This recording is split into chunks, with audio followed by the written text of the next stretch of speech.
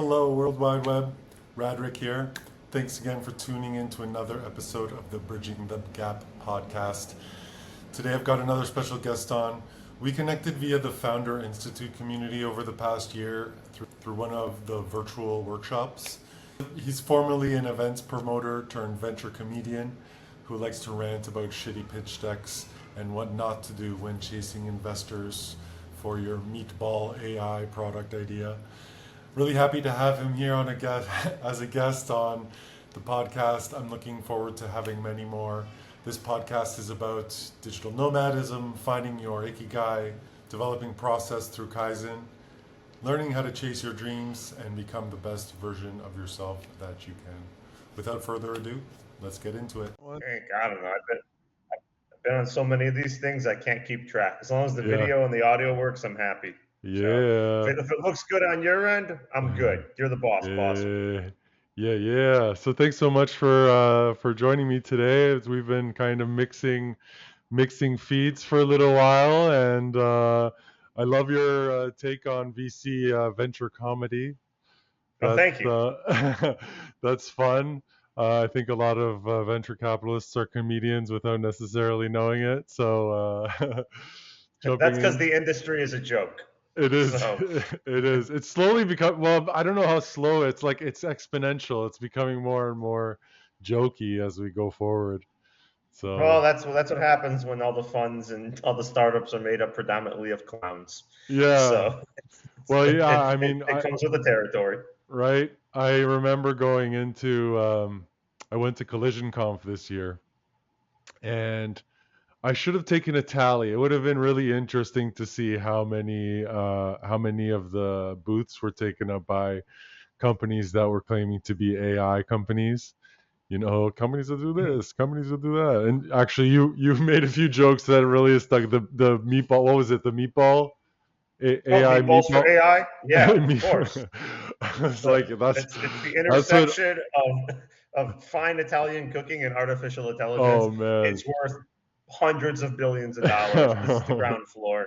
And we're not just doing meatballs. We're going to expand into focaccias.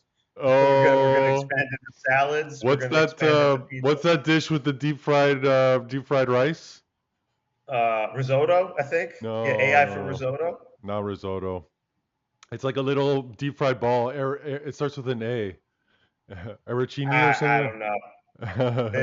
So AI for whatever dish we're talking about. Think about it in the comments below. Yeah, help us out. It is. It is an untapped market. It's called an arancini. You know, if you've ever had one, you'd remember the name. No, never have. But we are looking up Olive Garden to be a strategic partner. It's going to be great. We need a new thing to dive into a market of. The arancini is next. I'm going to look it up. We might have to put that. We might have to educate our populace on what it is. I could see your post for today already. Yeah, the wheels are turning. I might have to save it for next week, but the wheels are turning. Awesome, bro. It's great talking to you and getting a live version of the comedy. I appreciate it. I take it you're Italian. No, I'm not. No, you just love the meatballs. Hey. That was just one topic, and we got AI for everything from what I see. AI for goldfish, AI for solitaire, AI for carjackers, whatever you want. You just put in AI for everything. AI for carjackers. That's I don't know. I think giving Microsoft the back end to that might actually keep the carjackers from happening. But you never know. As long as Microsoft's making money, they got a big hole in their AI machine, so maybe they would let it slide for a while. It could work. I mean, like I said, every day's a new adventure. I see stuff every day that is laughable, so it's my duty to share what not to do. Yeah. What's your favorite one? Which one really jumps out at you as somebody's like real shot at building an AI product? Do you mean like an actual like actual investable? Like, not investable, like the one that you've seen somebody like being serious at. They're all serious. they're serious. It just the market's not, and investors are. It's oh man, There's so many, but they all suffer from the same problem that Yeah. their strategic advantage is typing in import chat GPT. I Yeah. mean, I've seen Chat GPT for creatives, because if you can't use free Chat GPT, which has a billion users. No, we're Yeah. going to be a focused Chat GPT that Yeah. you've never heard of. It's going to be better, but it's only for a little vertical. So yeah, Yeah. you can easily use Chat GPT for any of this stuff. But there's the Chat That's GPT for creators, Chat mhm. GPT for mental health, Chat GPT for therapy, Chat GPT for friends. Like it's Yeah. always like the same like personalized stuff that you can just use Chat GPT for. That's exactly what I've been my experience. I'm in a few groups and they're always like these companies are buying spots basically to get attention. And then you go into the demo of their product and it's literally you just have an assistant that they've loaded with their templates and stuff. And I don't see the output being any different than what I would get if I just went to ChatGPT and said, "Hey, I'm doing this XYZ, give me a template for doing that." And it's literally the same value that you're getting from a user, without That's having because to you invest don't in. believe in the big picture. You're just not right for us. You don't see the opportunity. Well, it's just a layer on top, right? The assistant. The assistant can be of value, but I don't think it's at the company level, it's at the user level. And you can walk away with that value from just going to the source, right? Why would I go to, some specific product to get that when I can get it all from ChatGPT? Pretty much, but don't tell any of the countless founders working on AI startups right now, Yeah. because they won't listen. And listen, some people might have months, if not years, of their life to waste on something that's not going to work, but I don't got time for that. I Yeah. got stuff to do.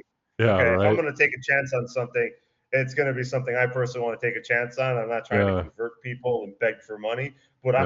I'm not sinking years of my Mhm. life into something that is Totally. statistically against me, because it's nothing. There's nothing There's no magic in it. unique about it. There's no magic. Yeah, yeah. I mean, if you really want to if you really want to waste your time, there are better ways to do it. Yeah. That are more rewarding. Yeah. Yeah, I have a hard time seeing how, like you really need to have some kind of like boring product that can be supplemented with ChatGPT for it to be even valuable. If your first step into the problem is, oh, we're AI, I can tell it's just a layer on top of ChatGPT or worse. It's we are AI for insert X. That's it. That's what it is. Insert, Yeah. type in what it is, or you can go to Uh, ChatGPT and have it type it for you, and it'll say insert company name. We are mhm. AI for insert company name, like most people do, and they never fix Yeah, it, they and get they the send me square a DM. brackets. Yes, they get the square brackets. This is such an exciting opportunity for you to be a part of. Insert Uh, company name and the square brackets, and please reach out. it's Insert like a contact it's information. like a Mad Lib. Have you ever done Mad Libs? I haven't, but I know it. Yes. Yeah, like you put noun here, verb, adjective. Yeah, So where pretty you much. So that where are you from? Where are you calling from? Miami, or as I call You it, Silicon Swamp. Silicon Swamp. Nice. Yep. How long have you been there for? Oh, a Your long time. I feel like I need to hometown? get paroled. Yeah, I I've been here over 20 years now. yeah. What prompted you to go to Florida? The tax No, reasons? I was no. That's like a 2 years. Let's all go to Florida because of tax reasons. No, I came here. First off, I was a kid when I moved here. Second, I Oh, came to okay. Miami to go to University of Miami and throw parties and start my business. Okay. And that's what I did for nearly 2 decades. Cool.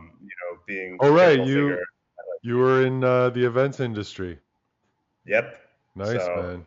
Some good parties did there that. in Miami. Yeah, you're welcome. I did them all. Which pretty ones are pretty you a much. part of? I'll put it Any, to you any this way: if you came to Miami between 2003, and then well, I didn't do stuff during the pandemic, but I did stuff after the pandemic. So there yeah, was literally a 2 decade like kind of time frame that I did all the best clubs, all the big yeah, celebrity driven events, all the big brand launches. sweet. I did private mansion parties, yacht parties, all that kind of stuff. So Awesome. that was my gig, man. That was my grind. I mean, it was just hanging out with celebrities, bringing out beautiful people, packing places with thousands of How did you people. survive? How are you still alive? Well, I guess one, that's what a got you through competitive. That's what got you through Well, COVID. You were immune to everything after that. well, I was already not doing it in COVID, so I didn't really Yeah, care about going out. yeah, As far as I was concerned, the scene was already diseased. COVID was yeah, an improvement on the people, yeah, but it's a competitive advantage. Not drinking, not smoking, not doing drugs, having an yeah. education, getting enough sleep. Hmm. Like, a lot of people just burned out or died because if you Yeah, do that every night or five yeah, nights a week or 4 nights a week and you actually yeah, drink and you stay out and you yeah. smoke, your body's gonna Hate it's you. gonna take a hit. Yeah, So I was always along the lines of being extremely business focused. I mean, it was fun, don't get me wrong, but totally. extremely money focused, extremely business focused, extremely networking focused, and extremely leaving as early as I could focus. You just show up at the door to a meet and greet and then peace them out. Yeah, I mean, listen, no, I'm not going back in that industry unless I actually am a partner or owner in a venue. So yeah, I mean, I used to leave early all the time, and people always Yeah, hated it. But yeah, as much as I want to stand around after getting everyone in and selling all my yeah, tables and I don't know act security, I think I'm gonna yeah, go home and go to sleep, which I yeah, did. yeah. So yeah, I Yeah, tried not to, unless it was a really crazy, super nuts night. I really tried to get in and get out, yeah. which I did. And sometimes I'd go to 2 or 3 places in a night and have 2 or 3 different events. So those are always a little hectic. A grind, And yeah. well, it's not so much a grind. It's just that you have to be at 3 different places within like 15 minutes of one another, or people come from one to the next. So it's kind of like it's not something you do all the time. It's something you For can sure. do. It's why I try not to do 2 shows in one night. Won't do it. Yeah. It's only if I couldn't get out of it, where I had You're like not in your other 20s events. Where I was, anymore. well, it's not even that. It's not a matter of like age. It's a matter of like, okay, I have to drive from one place to the next. I have to get there in time. I have to coordinate the groups of people going to each place and the tables Yeah. and keep on track and be there to like shake hands and do it and then go to the next place. So it's not too easy. So but Yeah. age has nothing to do with it. I mean it's just the Well, it's got to be coordination of easier when you're younger. You can run around without feeling so burnt out by it. No, not really. I mean, because even when I was 18, I feel pretty burnt out. Yeah. If you're gonna stay up all night, or you're gonna be out, or you're gonna go out Yeah. 5 nights in a Oh week. wow. I mean, I remember I did again. I was like, I was like, I must have been 20, yeah, 22, where we did like spring break parties like 3 weeks in a row. And I remember Yeah. the first night I had off. I mean, I was out every night. First night I had off, I just like turned the Hmm. lights off in my house and hid. I turned Yeah. my phone off, which I never did. I Yeah. lied on the couch and ate popsicles, and that was it. Yeah. Because being out all the time, like, and coordinating everything, it's just tiring. But I Yeah. hear a real job's tiring, so who knows? Maybe Yeah. maybe that's the real Well, burnout. when I was in my 20s, I was one of the party goers. From like Thursday to Monday could be any given weekend could be a one of those kinds of grinds. And I don't regret it for a second. Lots of really Yeah. great people in my life still from those times. We're all older now, and so we don't get to have that fun anymore. We had a place in Toronto called the Government. If I know government. yeah, the Yeah. Government was it Let's hear it for all my Toronto people. Let's hear what it for the Etobicoke what Thursdays. Let's hear it. Let's well hear it for what's his name? Who am I looking for? who's your Toronto Tony, is it person? Monaco? Is that what I'm talking to DJ? uh, Z103. I'm trying to think. I'm trying to remember. there were so Um, many. What was the guy from? Yeah, I don't remember anymore either. I don't know. Listen, If you one of were my there, you don't remember. yeah, well, one of my friends right now owns a bunch of spots in Niagara. Yeah. So Oh, if you're in the Niagara region, Saturdays belong shut to up. Seven, and yeah, and if you go to Yeah. St. Catharines, oh yeah, forget about it. You have Level, which is doing their freshman disorientation party next week. He texted me to go. I said Disorientation. no, good. Yeah, it's been a Yeah, lot of he owns years a bunch since of I bars. lived there. Um, yeah, I can hear like their voices in my head, but Yeah, God, their names are eluding me. I have a lot of party people from Toronto. I had a big Who clientele in Toronto. I mean, Who? I did Yeah, Moto no, globally. Everybody came to yeah, Miami. yeah, exactly.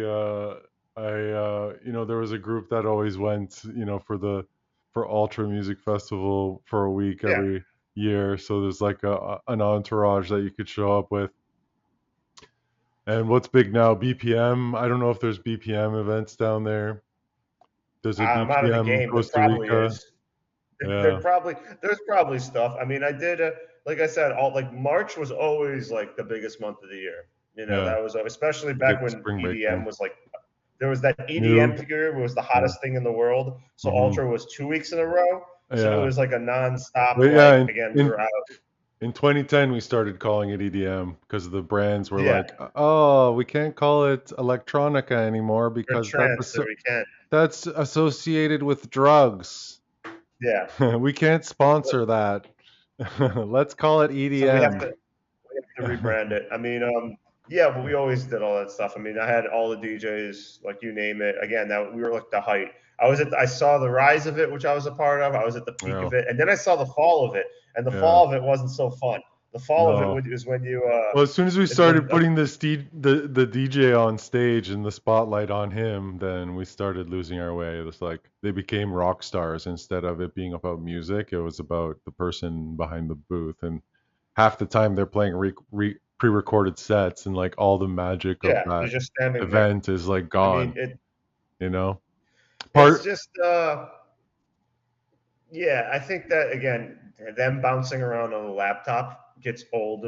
And I was doing like, how many times can I do a Steve Aoki party? How many times can I Yeah, do Tiesto? How many times can I do Swedish House Mafia? uh, Like people they're get running out of tired of it. Like cake. that's yeah. Again, he's gonna keep the cakes coming. And again, it was just Yeah, we did all those guys. We did like yeah. for years. I did all that stuff. Who was your favorite? Not those guys. Of like all of the events. Who did you keep coming back to? It's not so much a favorite of my personal, oh, I want to see this person. It's a favorite of The who events. people were going to pay the most to see, right? Okay. What clients wanted to see. Yeah. So Calvin Harris, Yeah. probably that was like high ticket. Avicii when he came out was a high ticket. I gotta Um, throw in Carl Cox. He's a crowd pleaser. that was old school. That was yeah. Yeah. That was Oh, it was that was before your more like time? about Oh, I still yeah. love him. They were. I mean, he was still doing stuff, but that's like BT and Carl Cox and Sander Van Dorn and Deep Dish, like all these Those people. those But like guys are amazing. that's Those are my yeah, my that's favorites. like really like old school when people just like Yeah. bought the tickets and didn't really like ball out as Understand. opposed to that Yeah. period. Well, Carl Where Cox people were recently going. did an event at the pyramids, which was pretty rad. Yeah, I mean, listen, the dude's old school. He's been around forever. I mean, like, I don't think I've ever done a party with him, to be honest. No.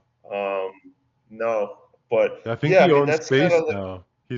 He's like yeah, one of the co-owners of Space, Ibiza. probably. I mean, space closing is remodeling, so all the crackheads have to go somewhere else now. I don't know where. Maybe there's a crackhead shelter until it reopens. But Oh, is it yeah, is I in mean, it's Florida crackhead shelter?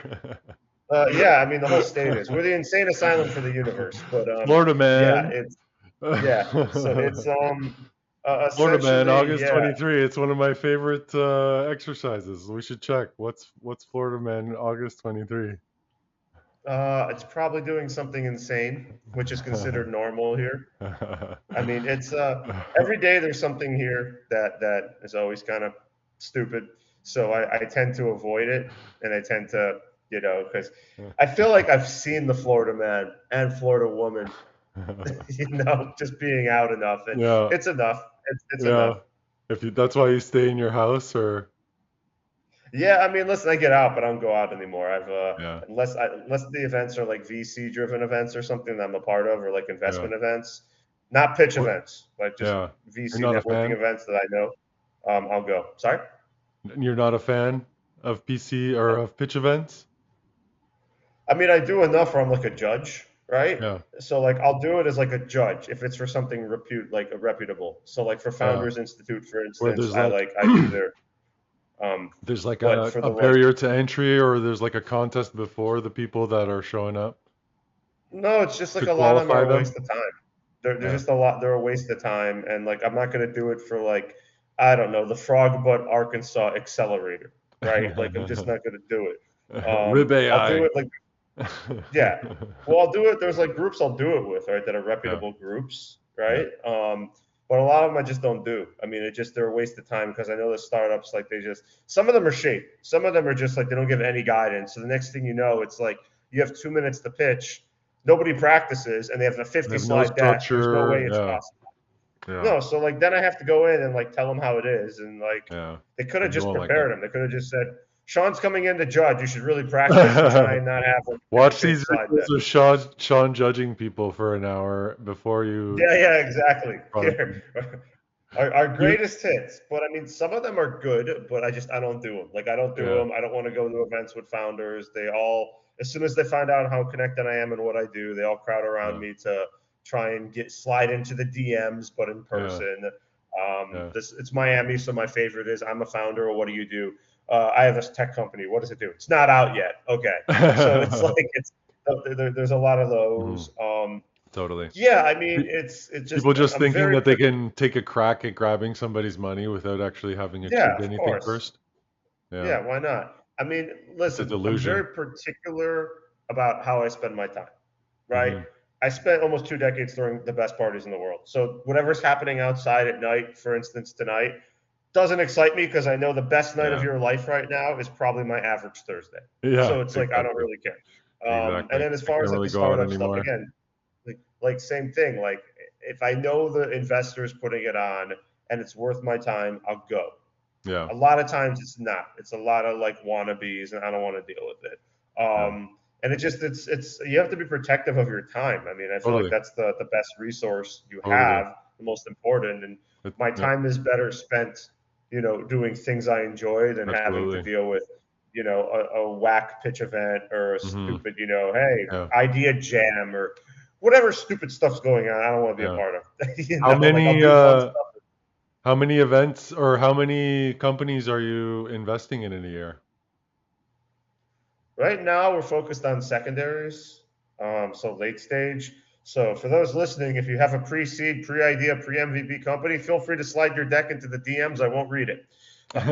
You know, yeah. Right now we've done two, working on a Okay. third. Working on a third. Working on You're you're something. you're looking for like you know, how much would it be? Like 10,000 monthly or a million Oh no, yearly we're talking or like beyond? right 10 now, million. Series B companies, like Yeah, very okay. late stage Series B companies, we're doing secondary deals in, and then we're working on something else which I can't really talk about, but it's more for Top secret. funds and LPs, not so much Okay. individual companies, but Mm, portfolios of companies. So yeah, and then on the flip side, for early stage companies, my fund is doing a lot of like mergers and acquisitions. okay. So they're working on that. But yeah, the secondaries is kind of like the main focus right now. But I work with a ton of founders across the spectrum. Most of them are earlier stage, but I mean like serious founders, Mhm. the kind that I don't post about on LinkedIn. I should do a separate kind where it's kind of like, Yeah. these are the great founders, but Yeah. nobody wants to read that. They want to read Yeah. about the stuff that makes them realize that they're not alone, that they're not crazy, that they're not the only one dealing with insane people. I mean, there are good There are founders. Listen, some. there are There good are stuff out some. there. Yeah, I'm not Yeah. saying there isn't. I'm just saying the vast majority are terrible. Like Yeah. I'm actually, I'm stating it for the fact. The vast majority are Yeah. terrible. People just, they don't want to be founders. They want to be cool. That's what it Yeah. is. Okay, It's true. They being a don't want to founder put is in the not. work. They want the title, Yeah, and they want what comes after doing the grind, but they don't understand that getting that stuff, you can't skip the hard part. You have to actually put yeah. in the And time. I mean, it's not a cool thing to be a founder. Okay, let's set the record straight. It's not. It kind of The grind. sucks. Yeah, Okay, it does if suck. you enjoy working long hours with no pay and no Yeah. hope of success, then being a founder is for you. Do you It's for want to you. skip? Yeah. Yeah. Do you want to skip happy hours, dates, fun nights and Friends. weekends, vacations, friends? Well, then being a founder just Family might be for even. you. Yeah. Yeah. Yeah. I always joke Do you that like? I gave up working 8 hours a day to work 24 hours for nothing. Yeah, for nothing, exactly. So again, it's not for everybody, and I feel like Yeah. people need to realize that. And I feel like we have too many people that are hyping up the founder lifestyle, and the Yeah. founder lifestyle is cool if you're an exited founder, but seeing Yeah. as that's extremely statistically But hard to until do, you get the there, founder it's tough. lifestyle is again working 7 days a week, Yeah. always being Every on waking point. moment. It takes 5 to 7 years if you're lucky to Yeah. make it happen. I mean, it's a grind. So, I look at what I do as a service, telling people that their ideas are terrible at the earliest stage so that they don't have to waste Yeah. any more time Fail and try and, fast. Fail well, fast. Get on to the next people thing. think I cannot begin to tell you how many people think that the fundraising process takes like a week or two. Yeah. Like it takes months, if not years. Yeah. Like it never takes a week or two unless you're like an Elon Musk, a Mark Zuckerberg, Yeah. or you come Totally. from like money and you can just go Yeah. like to your friends and family because you come from Yeah. like again like old school money.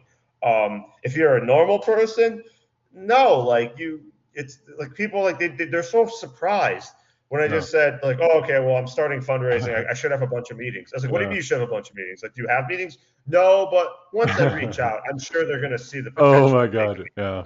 You know what? And I was like, My okay, last cool. product company we built for 5 years, and we were taking meetings all the time, and we had traction, and we had, like customers, regular ROI, and we still didn't fucking capture that, even with 5 fucking founders. So Yeah, it's tough. yeah, I mean, we had we had a lot of cards stacked up against us. We were in events and entertainment. We launched in 2018. Which we had a couple utility tokens, and it was right after the ICO fucking bullshit, and so everybody was Mhm. super skeptical about us. And then 2019, Facebook and Google they banned crypto ads, and so we couldn't advertise for 2 fucking years. And then as soon as we could start advertising again, the world shuts down, and events and entertainment basically was on lockdown for 18 months. And so it's just like one thing after the next. And it doesn't matter how much traction you have, people aren't going to invest in those periods, right? It's like what else happened? Ethereum went down from 500 to $80. Nobody's going to spend their Ethereum in that window. And then Facebook and Google shutting you down, that's not investable. You can't actually advertise your company. And then the fucking world shuts down. Good luck, you know?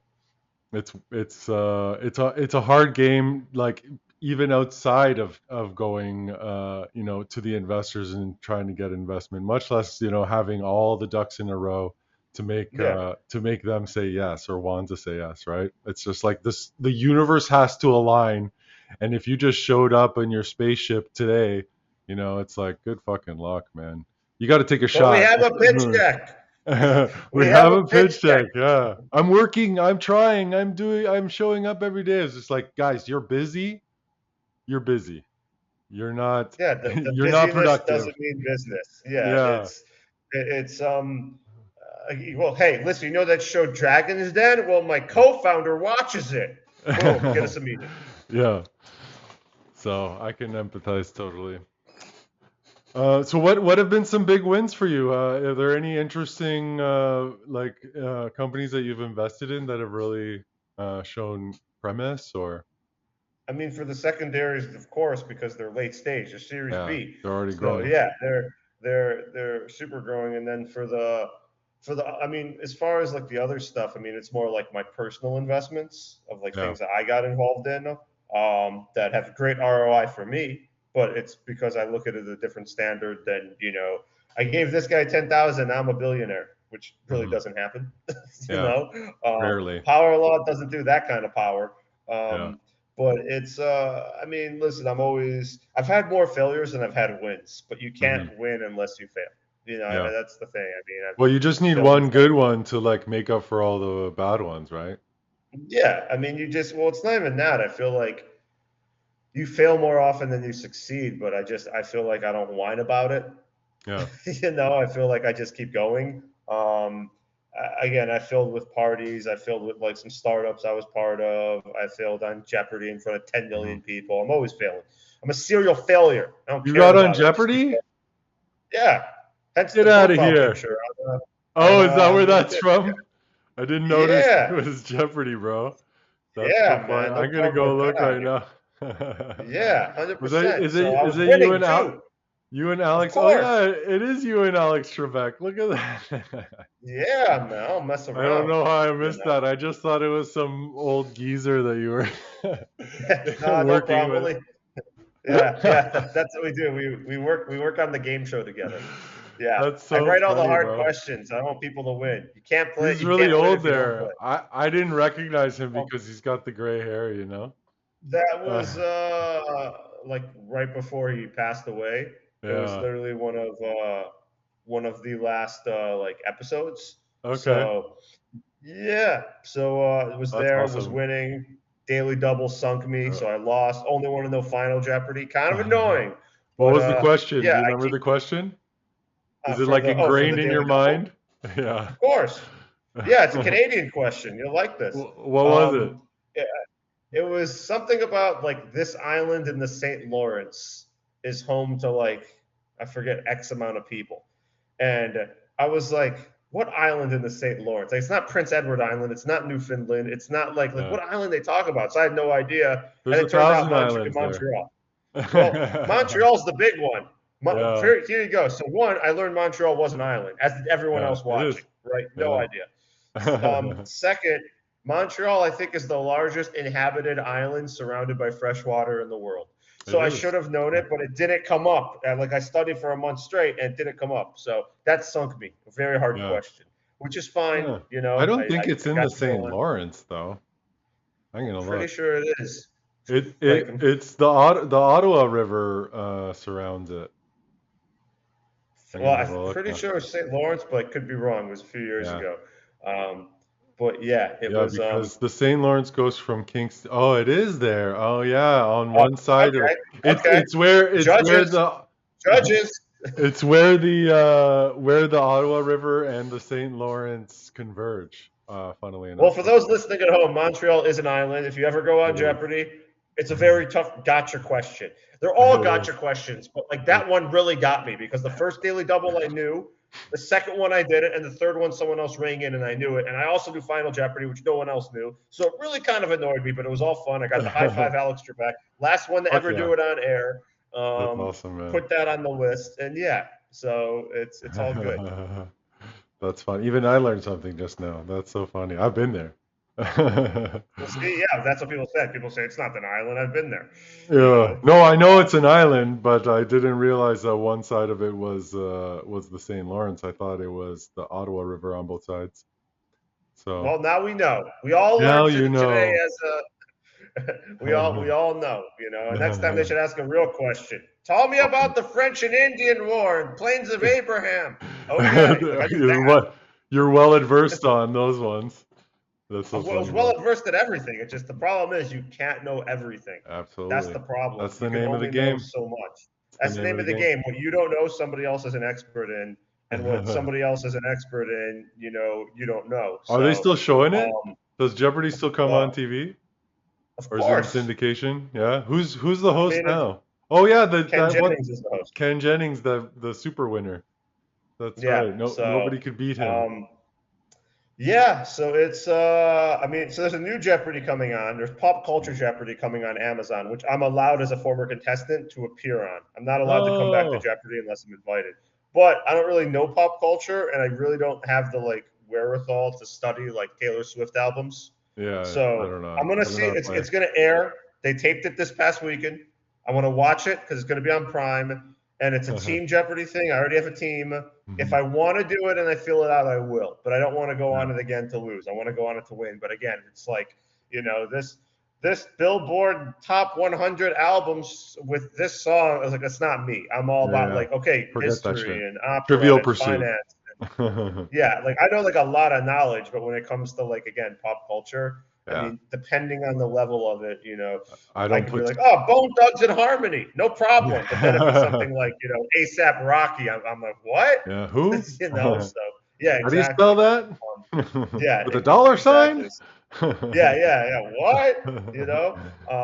So yeah, it's yeah, I feel that it's a fun thing. I recommend everyone to do it if they want to. But that's Yeah. like my mentality for everything. Like Yeah. I don't wait for permission.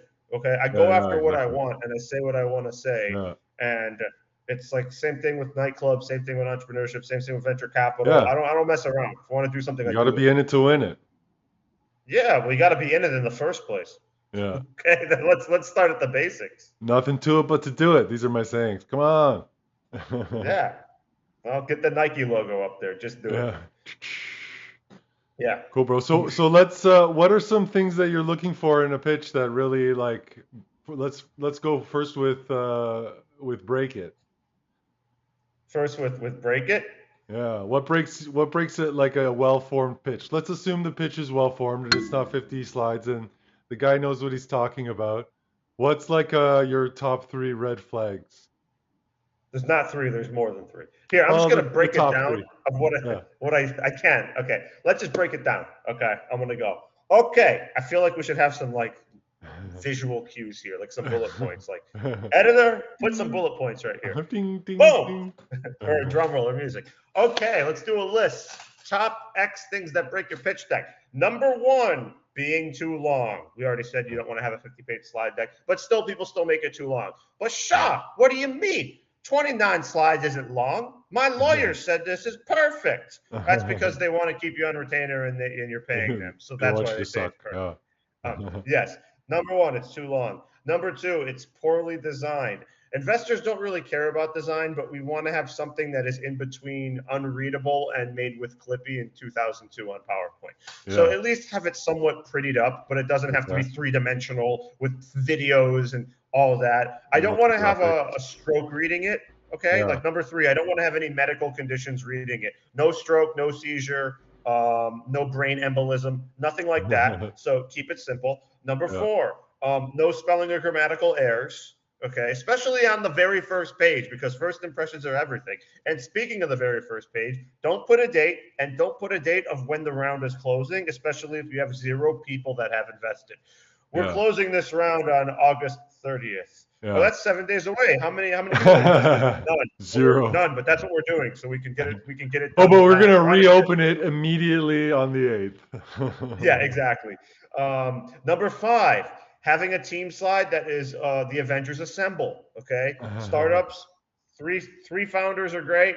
4 is getting a little rough. 5, okay. After that, that's it. You don't have 25 founders. So if you do, what about single founders? Is that a red flag as well? Single founders is fine. It's not a red flag. It's just a little hard. It's much more difficult being a single founder. If you're an experienced if you're an experienced founder, does that rings okay? Yes, much better. Much better. But usually it's always 2 or 3. Number 6, having a bazillion advisors that do nothing for your startup, but just you put them in there to make it look cool. They advise on the advice. Like, again, I've seen decks that have advisors. I've had advisors that they have an advisor as a pitch deck expert, and the deck is terrible. That just brings it right there. That it's just like, it's terrible. What am I on? 6? Number 6, when you're talking about yourself, core competencies as it applies to your startup. Okay. So things I don't want to see, which are even like more red flags broken down. Places you've traveled, your high school GPA, if you're part of any organizations like the Parent Teacher Association, if you're a parent, if you're a family man, if you have pets, if you collect hot rods, all that stuff, unless it applies to what you're doing, is bullshit. Nobody wants to see it. Number 7. Hot rod AI. Number 7, having a problem so detailed that it takes 8 slides to demonstrate the problem instead of 1. I need to know within 1 slide what the problem is with a few bullet points and maybe some market data. Number 4, having a market slide that goes on for 5. Number 8. Are we on 8 or 7? I think we're on 9. Okay. 9, having a market slide that instead of focusing on your niche of the market, which is worth X amount, say for instance, you're going into, let's just say for the practicality, you are going into AI for sushi, because why not? You're in AI for sushi, but you list the entire market cap of the restaurant industry globally. So the global restaurant industry is worth $75 trillion. We're going to capture 1% of it. Yes. Again, the next thing, if we can capture 1%, everybody wants to capture 1%. That's number 10. They're capturing 1%. Okay. When a company IPOs, that's when they capture the 1%. Okay. You're not going to do that. Okay. So don't even say it. Number 5. I mean number 11, because I'm thinking the pitch deck, the slides. No, are we going above? We'll just keep going. Number 11. If you got them, having your solution slide be multiple slides, because you want to showcase how awesome it is. I just need to know what it does, how it works, what the status is. People don't even tell me the status. Is it a version 1? Is it an MVP? Is it a mock-up? Is it an idea in your head that you're just talking about to see if someone's interested? That happens more than you think. Number 12, if you have a product, you don't talk about the product. What does it do? Lots of cool stuff. It solves the problem. Like, I want to see it broken down. What does it do? How does it work? What does it run on? It's innovative technology, Shaun. That's all you need to know. It's innovative solution. Innovative, groundbreaking technology. Are we up to 12? Yes. Number 12. No business model. How are you going to make money? Okay, I need to know. Is it SaaS? Are you doing some sort of freemium? Is it a product? Are you doing something simple like buying something for $1 and selling it for $5? Like, need to know. People don't include a business model. Lucky number 13, competition. Oh, I love the competition slides, especially when they have the quadrants. Right here is Facebook and Google, and then beneath us is Microsoft. Here. And then OpenAI is up here, and then we are above all of them. Yes, they have billions of users and tens of billions of dollars in revenue, maybe more. We're above all of them. Or they could have no competition slide. They could say they have no competition, meaning they didn't do the market research. And then if I tell them of their competition, there's always the, oh, I think we're better than all of them combined, even though you just told us about them. So that's it. Number 14, traction. That's always missing. Traction is probably one of the most important slides you can have in a deck, because it showcases your pipeline. If you have one, your letters of intent, LOIs for you kids in the audience, revenue to date, signups, waiting list. Other than, like, we did a Google survey and everyone says it's cool, especially my 7th grade chemistry partner. My mom thinks it's a great idea. Yeah, they're gonna buy it. We have like 10 people organically signed up. That's why I need $1 million. Duh. I mean, like, think about it. Are we on 15? Yeah, 15. The ask. Okay, people forget to add the ask. They either don't have an ask slide, which is the point of a pitch deck, because you're pitching an idea to ask for money. You're not pitching to take them for ice cream. That's a date. Okay, that's a Tinder date. It's not asking for millions of dollars, although some dates will feel like that. So number 15, or at least 18 years of your life. Yes. So for the ask, okay, it's either it's not there or it's way too high. Like, we're seeking $25 million for our pre-seed company. I think even $1 million is a big ask when you're not making any money. In this environment, $1 million is a big ask. I tell everybody for right now to raise the least amount possible. If you can get away with $500K, $250K, because no real institutional investor is probably going to invest you anyway. Do a WeFund or go friends and family. I don't know, have a bake sale, whatever you got to do. But asking for millions of dollars at an early stage is not going to happen. Asking for, you got to show that you know how to spend it before anybody gives it to you. Well, that's another thing. Number 16, use of proceeds. Okay, all early stage startups are pretty much the same. They're going to spend on technology and growth. And I haven't heard that one before. They're not spending it on salaries. Okay, I cannot begin to tell you how many founders have to put I want a salary for myself. Yeah, it's full time. Yeah, but it's not just a salary for myself. It's a full time gig where it's like, I think $18,000 a month is more than enough time for me to is more than enough money to cover my costs for doing this. So there's that. Number 17, there's no mention of any previous investors. Like, the ask slide is where you shine, right? So if you have previous investors, and I say this because people say, oh, like, they tell me we've already raised $800,000. It's not in the deck. I'm not a mind reader. I'm not Professor Xavier over here. It's not the X-Men. Okay, unless you put it in there, you can say we've already raised X amount from these funds or these investors. Like, no one's gonna know. Nobody wants to be the first. Well, 19, you're not including a burn rate. I always say include a burn rate, just so you know what you're talking about, because people don't know. I've had people say, well, this will give us 3 months of funding. Okay, so you're going to spend 18 months to raise 3 months of funding, and then you're going to go back and spend another 18 months. Like, they don't realize it. And for those at home, the burn rate, as on average, it should give you 18 to 24 months. The more it gives you, the better. I would say 18. You don't want, you want to have it hopefully 2 years, maybe more. And then finally the contact page, which sometimes is missing as well. So is that 20? Are we up to the 20? Yeah. That's Sometimes there's true. no contact page. I Yeah. missed the contact page. I just assume you know how to get in touch with me, Shaun. Come on, I'm here in No, front of like you. I Let's mean, it's like talk. Let's talk, buddy. I gave you my business card. Like there's no contact page. So, and again, with the contact Yeah, page, you should name, email, phone number, yeah, website, done. yeah, Yeah, you don't need a lot of the other crap.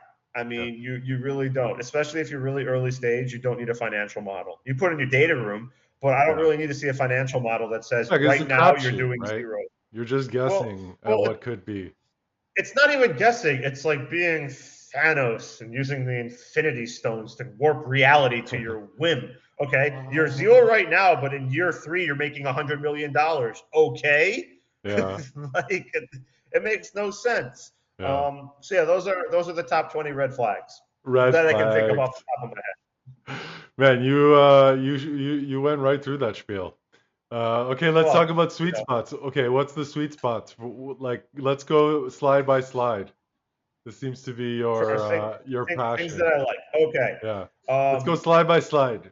First of all, how slide many slides? How many slides are we talking about? I want to for pre-seed, seed, prefix this. 9 to 11, 9 9 to to 11. 11. Okay, what's seed? That What's includes slide? the first page and the contact page. So it's Yeah. technically like 9 slides. That's it. Okay. So Um, the first so page is what? How do you open with a good pitch deck? What's this like? What's the magic there? You want to have a question, you want to value propose the proposition problem? and Value prop. no value proposition and tagline. Yeah. So let's use Okay. our AI for sushi model. Okay, artificial sashimi incorporated. Whatever. Okay, making your sushi experience better with AI. Done. That should be on the first page. I just need to know what it does and the tagline. Very simple. Okay. Again, people don't include a first page or they just dive right into the problem, and I don't know what their company is. I don't know what they're doing. Hmm. So that's first page. Also, no grammatical errors. Yeah. Just having a free hanging period on the page. Yeah, okay. Full stop. Missing comma? So that's it. Yeah, maybe. And then again, team. Everyone's always hung up on minimum viable product, but it's really at the early stage the minimum viable team. Yeah. A team that is a full team. I've seen decks where it's like there's 2 people and then there's a question mark. I was like, is the Riddler a founder? Like, His name like, is and they're like, oh, Edward that's Nigma. yes, Enigma. Enigma. He's one of the smartest people. He's great. He poses all this stuff. He solves Does he all have the an answer? problems.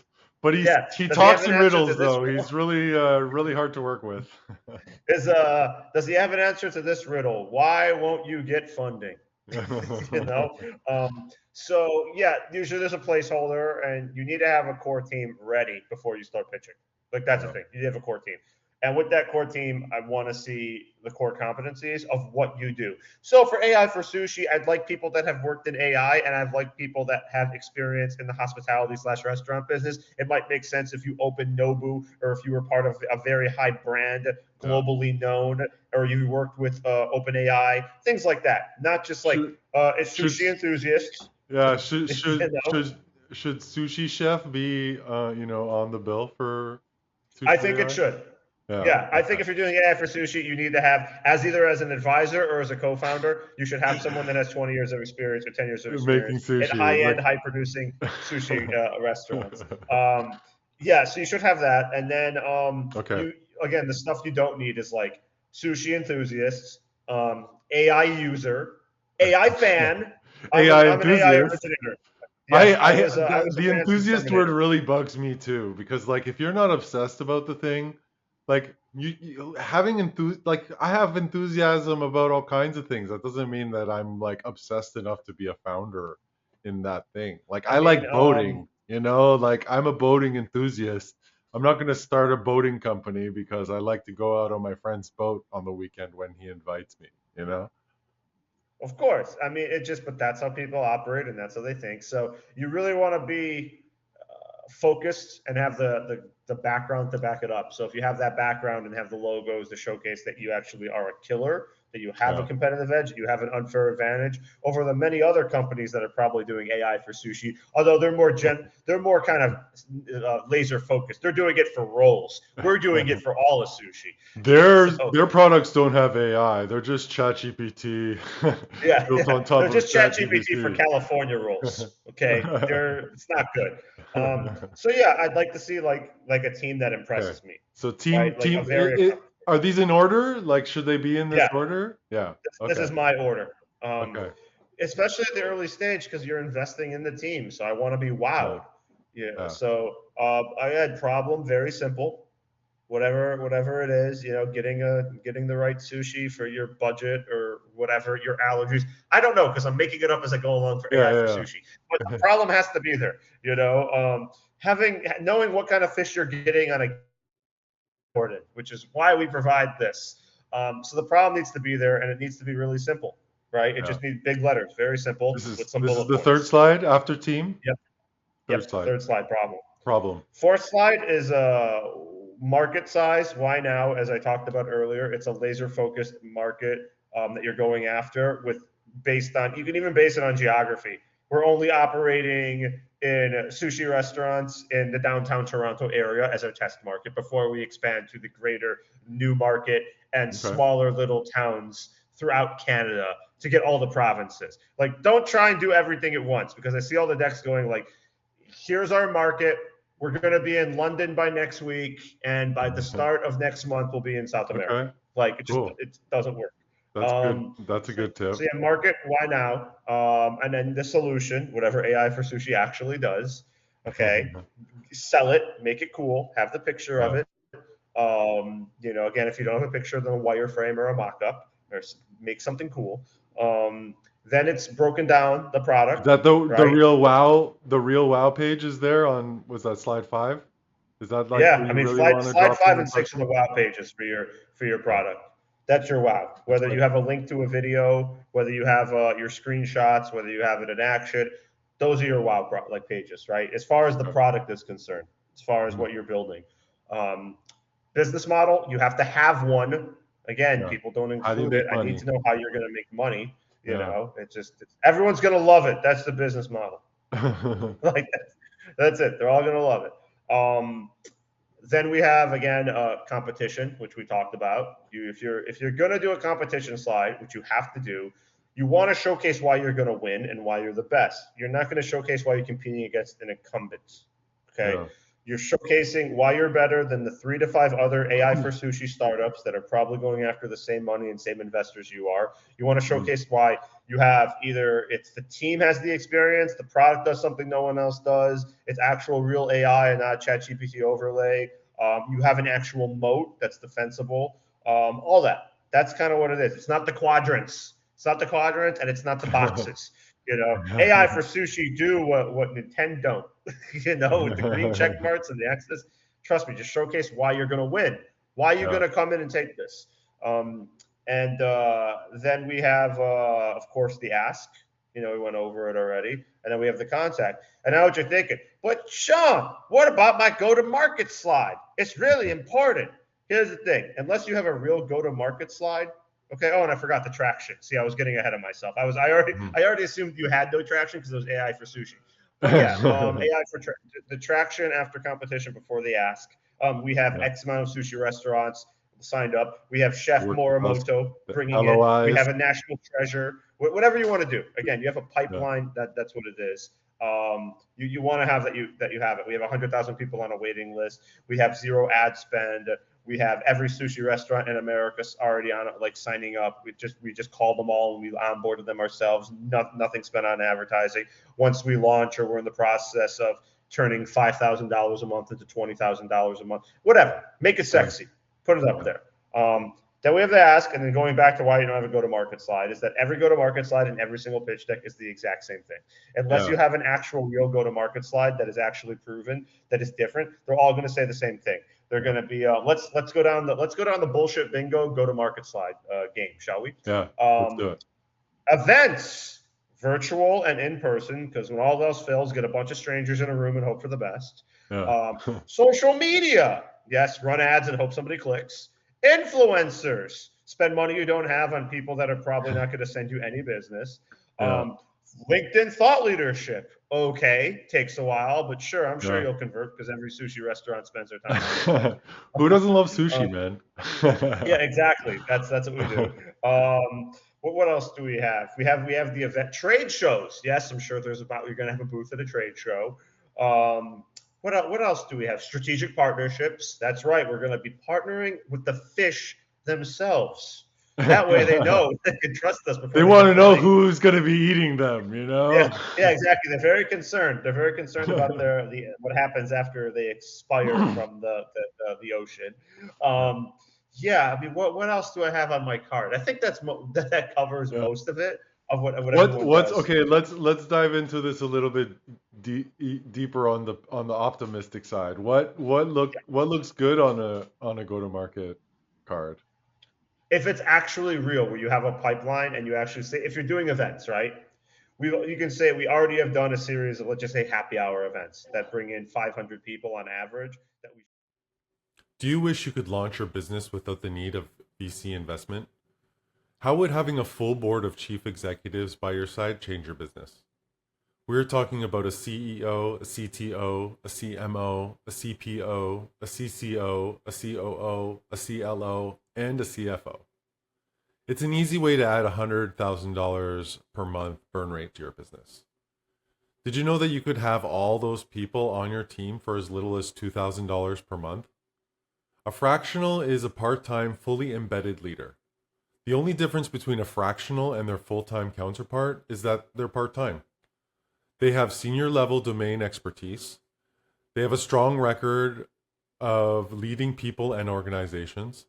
Their outcome is capably building and driving sustainable growth for the long term. They're fully accountable for the business results and operating on a day-to-day rate or retainer. And they operate as a business leader at a fraction of their full-time capacity. Any small to medium-sized business, startup, or scale-up on a budget can benefit from a fractional expertise and experience to help them survive or thrive. That's what we do. We've helped countless entrepreneurs over the last 20 years build their products and help them position themselves for years. We've tried hourly pricing or fixed pricing and value pricing, and it's always expensive when you are bootstrapping. To come up with $20,000 to $50,000 to implement a scope of work. That's why we've switched to subscription pricing, so that you only have to pay for what you need when you need it. When you need us a little, we are there for you a little. When you need us a lot, we are there for you a lot. When you sign up by September 1st, you get started for only $250. Build the company of your dreams without selling your soul to investors. Beeline it straight for product market fit, start delivering value to your customers, and get earnings as soon as possible to pay for your business instead of ruining your cap table. My guarantee, meet with me for 1 month, and if you do not see the value in continuing, you can cancel at any time. No obligation to continue after your first month. What do you have to lose? You're going to have to spend millions of dollars to build your company. $250 to have a leader by your side from the start is an extremely great value. When it comes to time to increase the need for that leader, you're already plugged into the best pricing possible for our subscription model. Sign up today.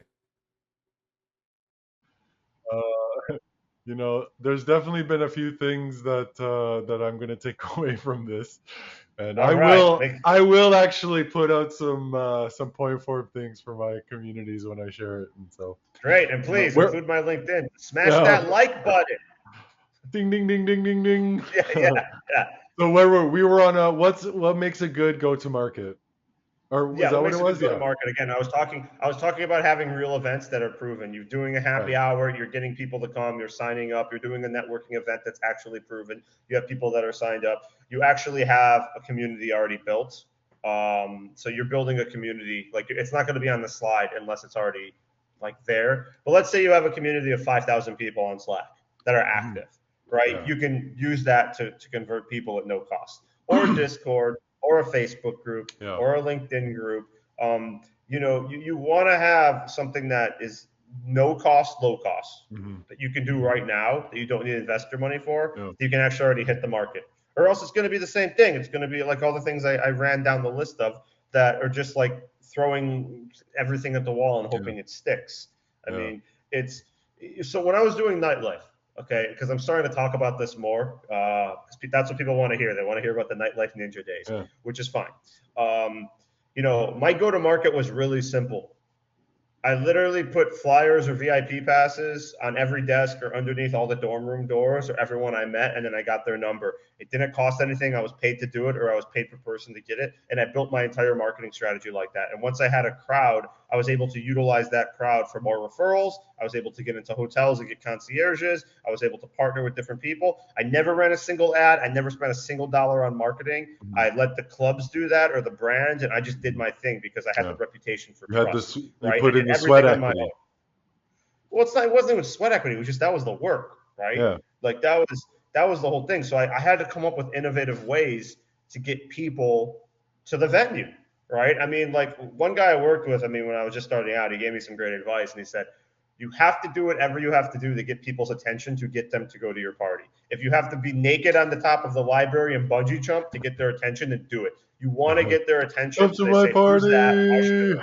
Yeah, but that's what it is. Because it was very competitive. You had to build a crowd. It wasn't overnight, but that's what I did, and I literally, built a Rolodex and a database of thousands and thousands of people. Do you still have that list? Time. Do you still leverage that list?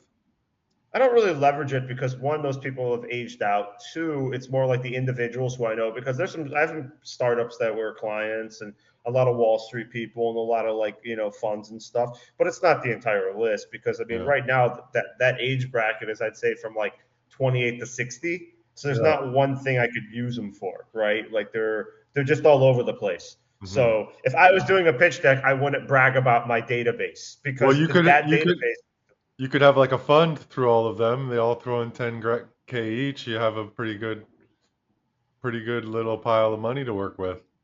Yeah, I don't really want to bug them. Here's the thing. This is Miami, okay? Yeah. Like people bug people for stuff all the time. Yeah. And I get bugged all the time, like outside of the startup and the venture stuff. There's pyramid schemes, there's, real estate schemes, there's crypto, there's just so much crap. So I don't really like to bug people. I like to add value to them, right? Yeah. So if I'm coming out of semi-retirement and I'm doing an event and it's a fun event, I will bug them because, hey, I'm doing an event which is done by the break of 8 p.m. That's what people want now. It's a happy home hour, by 8 o'clock. Yeah, it's home by 9, but that's what it is. I've seen it transition, and I'm totally with it. But if it's something cool where there's like free drinks and open bar, like it's, hey, come after work. No pressure, no guest list, no bullshit. Just come with your friends. We can catch up. And if you want to get out of the house, I'm cool with it. I leverage it. But it's if for instance, like a brand like the old days came to me and they said, Shaun, we want you to come back and bring 1,000 people. One, I don't think I could do it. But two, if it was cool enough, I would, put my nightlife ninja boots back on and I would send a mass text and do it because those kind of events were fun for me, right? Like my ideal event was something in the day, either at a mansion, a yacht, or a hotel that was done by 8 o'clock, right? It would start at 2 or 3. You would have like swag bags, open bar, celebrity hosting, the DJ, and they were just fun. Those were the best events. It wasn't really like nightclubs are fun, but like people want the day stuff. They want to be able to leave work early, skip school, whatever, and I kind of like the morning dance parties where I've heard of those. I've never done them. Instead of going to the gym, you can show up there with your kids and listen to techno and just dance for 2 hours, and I think that would be a really fun thing to do for all the old school ravers who just they just want to go out and dance like they used to, but I don't know if it's still around. There's a thing called Daybreakers because I knew them, and it started at 7 a.m. And I was like, this ain't for me. I was like, but it was like a 7 a.m. thing that was done by 10. So people would come and do it before going to work or whatever instead of the gym. Apparently, it did a lot of people. So, but it wasn't for me. I wasn't gonna wake up it was hard enough for me when I was doing nightlife to wake up and go to a pool party that I was throwing that started at 2 o'clock. Okay, on a Sunday, I would be like, okay, this is a little rough. But that's what I had to do. Waking up at the crack of noon is tough. Yeah, it was. For years, I would sleep till noon or 1 o'clock because I'd be up till Yeah, 4 in the morning. I mean, even yeah. that, I was just wired. Um, but yeah, but going back to it, I mean, that was like my go-to-market strategy. Go to the customer, talk to the customer, get the Hmm. customer, convert. I Hmm. didn't throw like that's what really also kind of annoys me with startups is that just nobody puts any thought into their business. They just try to convince people how cool they are and that they're investable, and they're not. Like it's very hard to raise money, and not everyone does it. That's why when you go to like actual institutional funds or whatever, they always have like we invest in 0.1% of the pitches we get every year. They might only invest five startups a year, four Yeah. startups a year, but they might get 50,000 decks. Yeah. So it's tough. I mean, it's all about Hmm. power law. It's about picking winners. It's very hard to pick winners. And you if you really want to raise funding and be a real startup, you have to be equipped for the journey. You have Hmm. to be prepared. You Yeah. you can't just where's my deck? Where's my money? Yeah. That's what it is. It's kind of like give me a pitch deck, Shaun, and then introduce me to your network of investors. And Hmm. it's like I'm not going to do that. Like it's for everyone I work with on the startup side. Like I try to give them as much value as I can. If they're Totally. really good, I will open some doors for them. Like Yeah. 100%. I have no problem opening some doors and giving them a connection that could change their life. No problem. It's just that when it's complete strangers that have terrible ideas, horrible decks, and then like demand that of me, Hmm. it's just not happening. Yeah. You said here the power of law, or The power what? law. The power law. Is that a Yeah. singular thing, or are you talking So about Robert power law. Greene? So no, that's the 48 laws of power. But you're Yeah. well read, ladies and gentlemen. Rick Graham. Yeah, so power law is how every venture capitalist firm operates. So Okay. for all my founders out there, if you don't know how power Let's law hear it. works, you better figure it out. Let's I listen. wrote an Tell article us. for it on OpenVC. You can read it right now. You can learn about it. Power law is essentially investing the least amount of money and getting the highest return possible. I give Okay. you an example. Yes. Peter Thiel gave Mark Zuckerberg $500,000 into Facebook. And 6 or 7 years later, forgive me, I have to check the exact time frame. Facebook IPO'd and the $500,000 investment became worth $1 billion. Okay, that is Okay. power law. Okay, power law is me giving you the least amount of money and then you becoming the next Facebook, the next Uber, the next Figma, the next Canva, the next Instagram, the next Snapchat. Like that's what VCs want because when a Yeah. VC can have that kind of return, their investors are going to love them, right? Yeah. It gives them a reputation of they know how to pick winners and we make money with them. The problem is that a lot of VC firms don't have that power law return. They'll have maybe 10 companies in a portfolio, 8 of them are going to fail. That's Hmm. how it is. 2 of them are going to have an exit. It's not going to be a 50x return or a Yeah. 100x return. It's going to be a 7x return, a 10x return. Hmm. Yeah, you make money, but you're not at that money where it's like I put $50,000 into Uber and it became 250 million, right? Yeah. It's not that level, So that's what everybody's after. Yeah.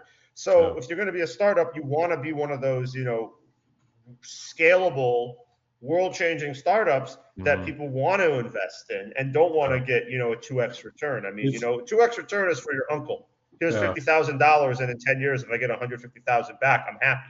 Yeah. That's for that. You want to have that, and it's again, it's not impossible, but it's next to impossible to have because so many startups out there.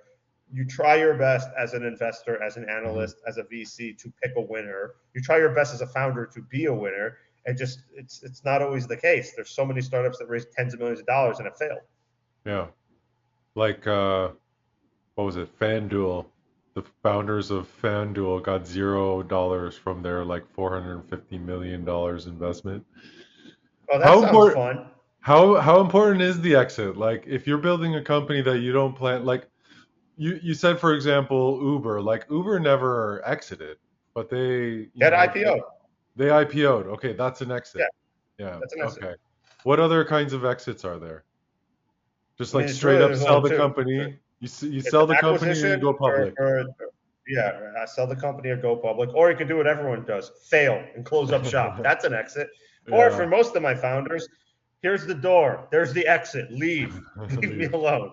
Yeah, because Yeah, I always it's get this too. It's like I don't really plan on selling my companies ever, although I could mhm. probably like just get them started and then give the problems to somebody else. But when I'm building something, it's because I'm kind of the ideal customer for it. and I wanted to help supplement the problems of my business so that I don't have to pay other companies to do that work for me. And so like I see the value in investing my time in those products because I'm, genuinely in need of it myself. And people are always asking what's your exit strategy. I was just like, I'm going to use this until I die. I that mean, I well, sup- listen, you you need to have a way to give the investors their money back yeah, if you're taking on outside yeah, investment, right? yeah. So they want to have an exit So strategy. I like mean, an, listen, an Jeff Bezos still. annual dividend isn't that's not I tasty. mean, you either get acquired or you do some sort of revenue share deal if you really want. But you really want, I mean, if you want VC money, you need to exit. Okay, Yeah, like listen, Jeff Bezos still runs Amazon, but they had an IPO, in the '90s, and now the yeah. shares are worth, I don't even know the current valuation, Orders of right? But magnitude more for sure. yeah, so if you're an early investor, Yeah. you kept your shares, just like you're an early investor in Google, and you kept your shares, they're worth quite a bit of money. Yeah. So Do you do want to give people you. do people keep their money in after they IPO? Like, because obviously the It longer you depends. hold, It the better. depends. Yeah. Not always. Um, Lime, the scooter company, delisted after their IPO because they Hmm. failed. Yeah. you know, um, certain like it depends on who you are and your risk preference, right? Some people want their money immediately and they just collect and they're out. That's it. Yeah. Some people are long term and they want to hold it, or some people don't need the money and they just want to hold on to it, or don't want to pay the capital gains or whatever the case may be. Yeah. But I mean, if there's a chance for you to like exit out and get $10 million tomorrow, or 50 million 3 years from now, I'm gonna take the 10 million and run, because a lot of Yeah. times companies tank, they get delisted. Yeah. When you get delisted, companies like that get delisted, they make you a millionaire if you're a billionaire. Okay, Yeah. you lose your investment, you lose all your money. So yeah, it really depends on your individual risk preference. But you want to give, if you have a fund, you have to give returns to your partners, your limited partners. Totally. Um, what was I gonna ask? I had a question. Um, Let's take some calls from the viewers at home. don't Caller you number one. don't you like? Aren't you doing a huge disservice by selling after IPO? Because that would affect the price and really. No, because you're not. It's not a pump and dump. I mean, listen, when you do an IPO, because I was involved with the microcap Reg A offering, so I know I worked on it. It never went to the market, which sucks. But I'm very familiar with the SEC and doing the offering circular. So as a member of that company, even I was allowed to sell certain number of shares that Mhm. day, right? Yeah. Clearly, it was in the paperwork, and as long as you declare it, right? Yeah. So me, as I wasn't even a co-founder, I was just an executive officer at the company, right? Yeah. I was declaring that I was going to sell, if it went to IPO, X amount of shares. So everyone already knew that Yeah. yes, I would hold X amount, but I was still going to sell. I wasn't selling everything. And again, you're selling your small stake. In the public markets are essentially infinite capital, right? You're Yeah. dealing with infinite capital. It's not like you're a Bill Ackerman or whatever, and you're an activist investor, or you're one of the biggest investors at Citadel or whatever, and you're a name brand investor and you dump all your shares, right? That would be a little different. But if you're Yeah. dumping 100,000 shares or 500,000 shares or a million shares, but you still have a whole bunch of it, like it's fine. That's what it is. You Yeah. get liquidity. People need liquidity, especially if Yeah. you have a startup and it's like you have equity. Well, I want to sell that equity because instead of getting paid what I should be getting paid, I worked for peanuts because you promised me equity, and now it's Yeah. time to collect, time to pay the piper. I know. Yeah. I know that vibe. Been there a couple times. Cool. Cool, Sean. Very informative. I love this chat. Probably, next time we have one, I'll be a little bit more prepared with like questions and stuff to ask. I like to keep Oh, we're these a little coming bit. back. Okay, but we got to do We're it like we're 6 months from now. we're Can't we're do it kind too of close. casual. Yeah, yeah. I mean, whenever you have something that you want to talk to people about, then of course you can get into I my appreciate it. scheduler I there. will. I do have I, a lot of things in the pipeline that are cool and coming out, so I yeah, I will mean take you it's up on it. it's fun talking to you, and great to kind of meet you virtually in person. And yeah, do you want to drop your socials? I know that you got some things to do I coming mean, up. we could we're gonna have a link at the bottom. Click the link below. LinkedIn, especially if OpenVC. you're yeah, we could so yeah, you can read my many blogs on what not to do and how to make a pitch deck and how venture capital works on openvc.app. Cool. We have most importantly, I provide daily startup and venture capital insights that are comedic and entertaining but useful Monday through Friday on my LinkedIn. Yes. So feel free to connect with me. But if you are connecting, just include a note why and where you heard me from, just like Yeah. on this podcast. Don't send me your pitch deck, executive summary, business plan, marketing plan, go to market strategy, and a partridge in a pear tree. I'm not going to read it. Okay, not going to do it. But feel free to connect and don't do a humble brag Trojan horse connect. Okay, Yeah. I'm tired of. We're going to end on this. We're going to end on the What's the Trojan horse. humble brag Trojan Horse Connect? The humble brag Trojan horse connect is when someone sends you a nice heartfelt message that turns into a pitch where it's like, hey, Rick, I love the podcast. It's absolutely fantastic. I never miss an episode. And did you realize that you're not covering one of the biggest gaps in the market today? My company is building out a platform. Like it just goes into it, like unsolicited with a Yeah. Calendly link and how they would love to Oh talk my more. God, that's I'm the serious. worst. Biggest red flag on the planet is when I immediately get your scheduler. Yeah, that's it. So that's I think we're gonna have to talk about that today. So I think Yeah. that's gonna be today. That's gonna be your rant for LinkedIn. That's the rant today. I agree, man. Well, the thing is for me is less like you don't respect your time enough. If you're just throwing your calendar into everybody's face, I don't think you're respecting the value of your time enough. What if you're throwing your calendar into everyone's face, but you only have 15 minutes of time open for a meeting 3 months from now on a random Thursday? Best of both worlds. You can't meet with me because I'm so busy, but I want to meet with you. You just have to go on my schedule because I respect my time. Yeah, just don't do Well, it. but yeah, can't you No. just like pick I think in the schedule you can say like, open from 3 months from now for Yeah, 2 weeks. exactly. I'm open 3 months from You now can because I respect my time. completely Only for lie. 15 minutes. So if you're not available on November 3rd for 15 minutes after noon Get out of Eastern, you're out. here. Yeah, exactly.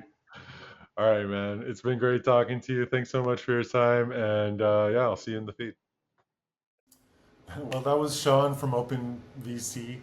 Thanks so much for taking the time to listen to that. I hope you really enjoyed all the do's and don'ts of making pitch decks, how to talk to investors when chasing venture capital. I really appreciate Shaun for taking the time to chat with me today. In the coming weeks, we have a few other guests from my communities to listen to their stories and hear what drives and motivates them. If you think you'd like to share your story, if you're a fractional leader, if you're a digital nomad, if you're a solopreneur, please feel free to follow this podcast because I'm making it for you. Get into my DMs. We would love to talk to you and hear about what motivates you, what drives you, what your passions are, what your mission is, and I hope to talk to you soon. Stay tuned.